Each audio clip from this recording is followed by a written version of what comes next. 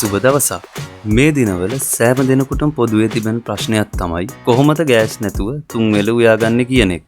ඒකට පනාගොඩ කන්ස්ට්‍රක්ෂන් වෙතින් හඳුන්වා දෙන පොල් කටු අඟුරු ලිප කදිම විසඳුමක් ලෙස ඔබ සැමට හඳුන්වා දීමට කැමැතියි.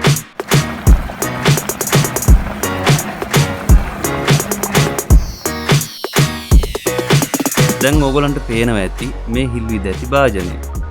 මේ තමයි ෆෑන් එක මේ ලිපට සම්බන්ධ කර ඇති ආකාරය. ෆෑන් එක ක්‍රියාත්මක කිරීමට අවශ්‍ය පවර් ඇඩැප්ටර් හා ෆෑන් එකෙන් පිටවන සුළං පාලනය කරන කන්ට්‍රෝල් ස්විච් එක තමයි මේ. දැන් බලමු කොහොමද අපි මේ ලිප නිවැරදි ලෙස භාවිතා කරන්න කියලා. පළමුවෙන්ම පොල් කටු අඟුරු අහුරක ප්‍රමාණයක් දාගන්න. ඉන්පසුව පොල් තෙල් හෝ භූමි තෙල් පාංකඩයක් ගෙන පොල් කටු අඟුරු මැදින් තබා අවුලවා ගන්න.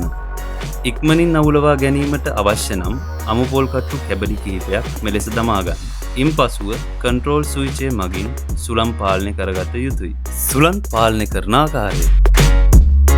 ඉහත කී පරිදි පොල් කටු අඟුරු අවුලවා මදක් සුළං වැඩි කරගත යුතුයි. ඉන්පසුව සියලුම පොල් කටු ඇවිලීමේදී සුළං ප්‍රමාණය උපරින් වැඩි කරගත යුතුයි. මෙලෙස ඔබ පිසගන්නා ආහාරයට අවශ්‍ය උණුසුම මෙම කන්ට්‍රෝල් ස්විචය මගින් අඩු වැඩි කරගන්න. දෙවනි පියවර ලෙස පොල් කටු අඟුරු ඇවිලෙන විට මේ විදියට භාජනය තබාගත යුතුයි. ඔබට පේනවා ඇති විනාඩි 3කින් පමණ මේ වතුර නටන ආකාරය. මේ විදියට තමයි පොල් කටු අඟුරු ලිප නිවැරදි ආකාරයට අවුලවා ගන්න.